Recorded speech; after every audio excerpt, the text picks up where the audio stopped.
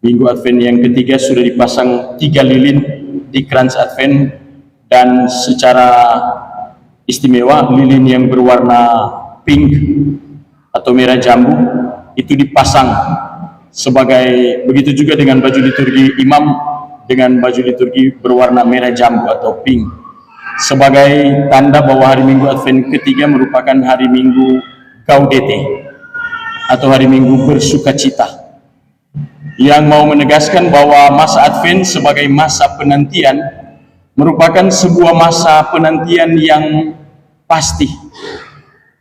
Kita tidak berada dalam sebuah penantian yang pasif, tetapi masa Advent sebagai masa penantian bagi orang beriman Katolik merupakan sebuah masa penantian yang aktif.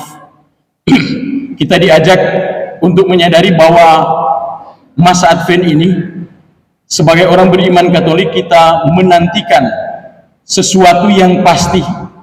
Karena itu masa penantian kita harus menjadi masa yang menggembirakan dan bukan menjadi masa yang tanpa harapan.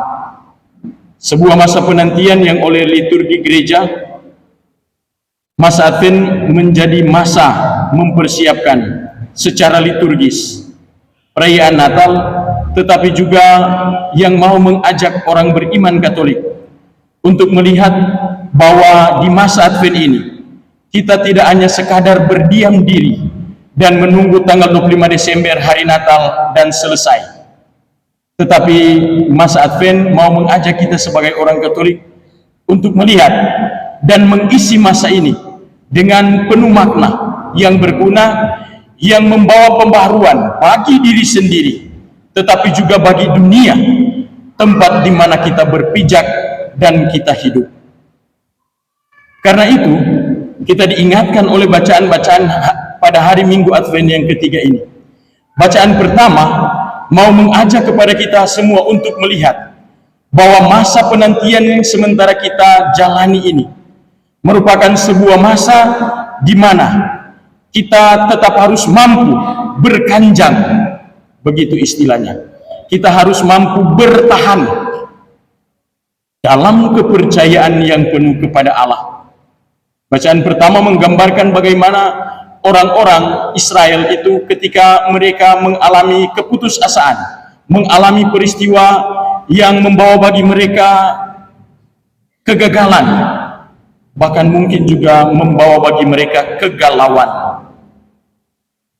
Namun Tuhan lewat Nabi Yesaya mau mengingatkan kepada orang-orang Israel pada waktu itu bahwa masa yang sementara mereka jalani atau hadapi itu, yang meski membawa mungkin penderitaan, yang menyebabkan keputusasaan, harus mengajak orang untuk melihat dan menaruh harapan yang penuh kepada Allah, bahwa Allah tidak pernah akan membiarkan umatnya.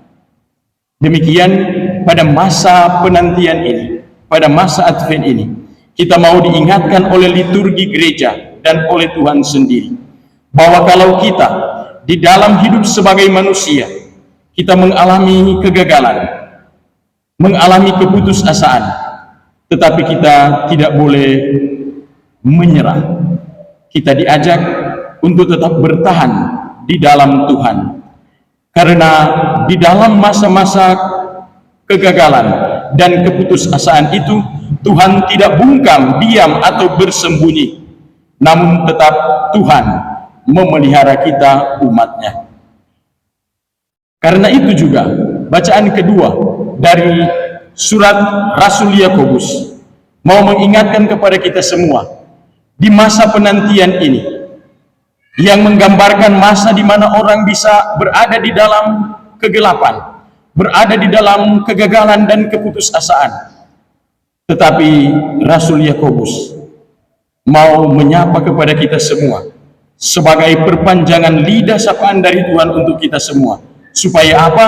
Supaya kita jangan saling mempersalahkan. Tuhan mau mengingatkan kepada kita sebagai orang beriman. Kadangkala kita menghadapi di dalam hidup ada persoalan, ada kegagalan, ada keputusasaan. Ada situasi yang tidak biasa yang menyebabkan manusia itu bisa merasa lemah, jatuh, terpukul. Tetapi lewat Rasul Yakobus, Tuhan mau mengingatkan pada masa itu pun kita tidak boleh mempersalahkan siapapun.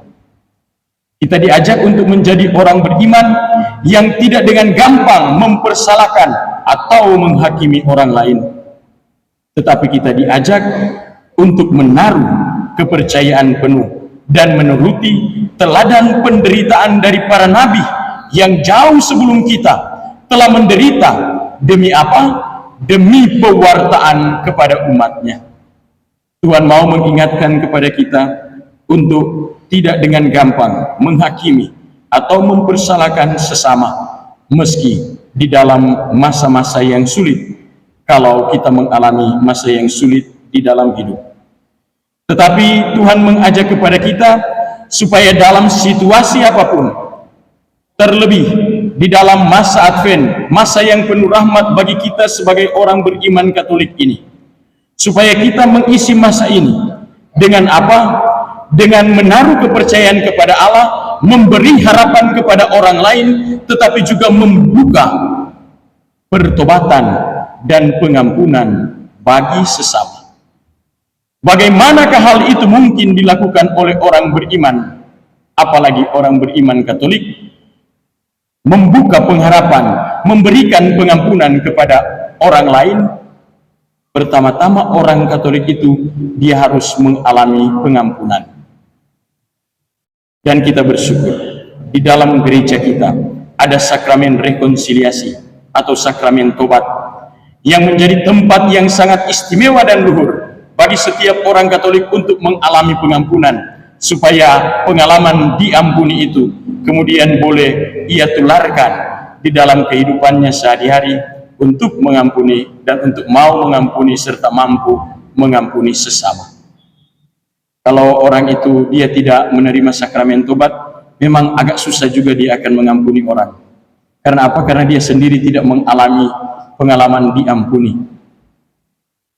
Tetapi sebaliknya juga, orang yang bertobat lewat sakramen tobat, seharusnya dia semakin mampu dan terbuka untuk mengampuni sesama. Apalagi dalam doa Bapa kami, orang selalu berdoa, ampunilah kesalahan kami seperti kami pun mengampuni yang bersalah kepada kami. Maka pengalaman pada masa Advent ini harus menjadi pengalaman kita mengalami rahmat pengampunan dari Allah, tetapi juga harus memampukan kita untuk mengampuni sesama. Dengan cara itu, maka masa Advent ini menjadi masa yang berguna, sehingga kita tidak hanya menanti tanggal 25 Desember dan sesudah itu habis, tetapi kita mengisi masa Advent ini dengan penantian yang pasti, dengan perbuatan yang baik, dan dengan mengampuni sesama. Dengan begitu, masa Advent ini menjadi masa yang penuh rahmat, karena kita tidak hanya menunggu berdiam sampai tanggal 25 Desember, tetapi kita berbuat supaya karya Tuhan itu semakin nyata. Itulah yang juga menjadi nyata ketika murid-murid Yohanes dalam bacaan Injil yang orang ada dengar, datang kepada Yesus dan tanya, "Kamukah Mesias yang kita nantikan atau masih ada orang lain?" Yesus bilang kepada mereka, "Bilang Pak Yohanes, apa yang sudah kamu lihat saat ini? Orang buta dicelikkan, orang lumpuh disembuhkan, dan kepada orang miskin kabar atau warta gembira itu diwartakan." Semoga masa Advent ini menjadikan hidup kita sebagai pewarta-pewarta kabar gembira kepada sesama. Pewarta kabar gembira yang paling sederhana yang kita buat, yang bisa kita buat bagi sesama, yaitu dengan mengampuni sesama, dengan tidak menghakimi sesama, dengan membuka pintu pertobatan bagi sesama, dan membuka diri kita bagi pertobatan kepada Allah. Begitulah masa Advent menjadi masa penuh rahmat bagi kita orang beriman.